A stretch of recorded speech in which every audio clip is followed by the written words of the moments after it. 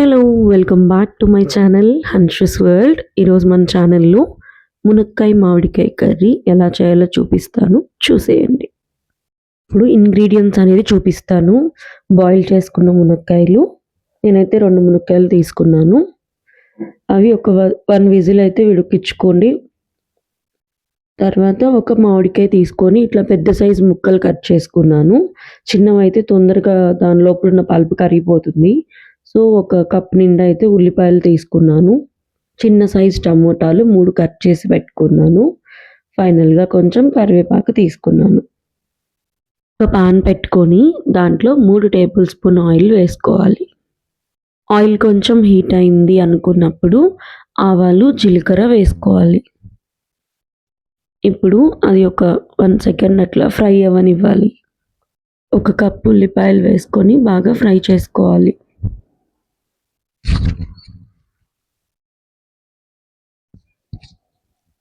ఉల్లిపాయ ఫ్రై అయ్యింది అని అనుకున్నప్పుడు కొంచెం కరివేపాకు అనేది యాడ్ చేసుకోవాలి.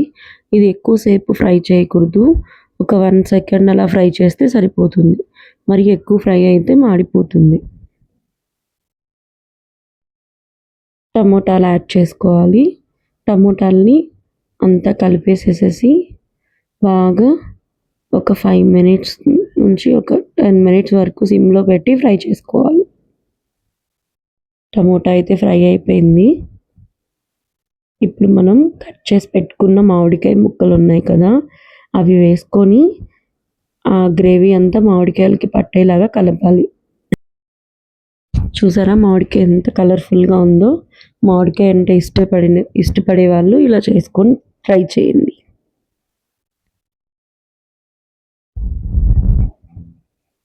ఇప్పుడు మొత్తం కలిసేలాగా కలుపుకున్న తర్వాత కొంచెం పసుపు యాడ్ చేసుకొని అది పచ్చి వాసన పోయేంత వరకు వేపుకోవాలి. పసుపు అంతా అయిపోయింది. పచ్చి వాసన పోయింది. మామిడికాయ కూడా కొంచెం బాయిల్ అయిపోయింది. ఇప్పుడు ధనియాలు 1 టీ స్పూన్, జీలకర్ర పొడి 1 టీ స్పూన్ వేసుకొని కర్రీ అంతా కలిసేలాగా కలుపుకోవాలి. కారం కోసం ఒక 2 టేబుల్ స్పూన్ల కారం అయితే యూజ్ చేస్తున్నాను. ఎక్కువ తినేవాళ్ళు ఇంకొకటి యాడ్ చేసుకోండి. తక్కువ తినేవాళ్ళు తగ్గించి వేసుకోండి మీ టేస్ట్‌ని బట్టి. ఇప్పుడు కారం అంతా కలిపేసుకున్న తర్వాత ఒక 5 మినిట్స్ వాడనివ్వాలి. కారము ఫ్రై అయిపోయింది. మామిడికాయ కొంచెం ఉడికిపోయింది. ఇప్పుడు సాల్ట్ 1 టేబుల్ స్పూన్ యాడ్ చేస్తున్నాను. ఎందుకంటే మునక్కాయలు బాయిల్ చేసేటప్పుడు ఆల్రెడీ కొంచెం యాడ్ చేసున్నాను. సో, సాల్ట్ కూడా అంతా కలిసిపోయింది. ఇప్పుడు నేను 1 ½ గ్లాస్ వాటర్ అయితే పోసుకున్నాను. ఆ వాటర్ కూడా ఉడికిపోయాయి. కొంచెం చిక్కబడింది. సో, ఫైనల్‌గా ఉడకబెట్టిన మునక్కాయలు యాడ్ చేసుకుంటున్నాను. దీన్ని గరిటెతో ఎక్కువ తిప్పకుండా ఊరికే లైట్‌గా అలా అనేసేసేసి చేత్తో అలా కదిలించండి.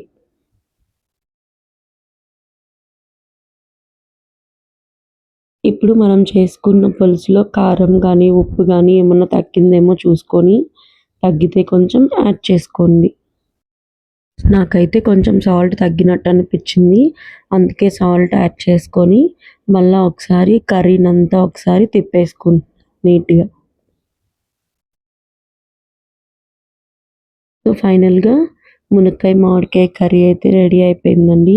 తప్పకుండా ఒకసారి రెసిపీ ట్రై చేసి మీకు ఎలా వచ్చిందో నాకు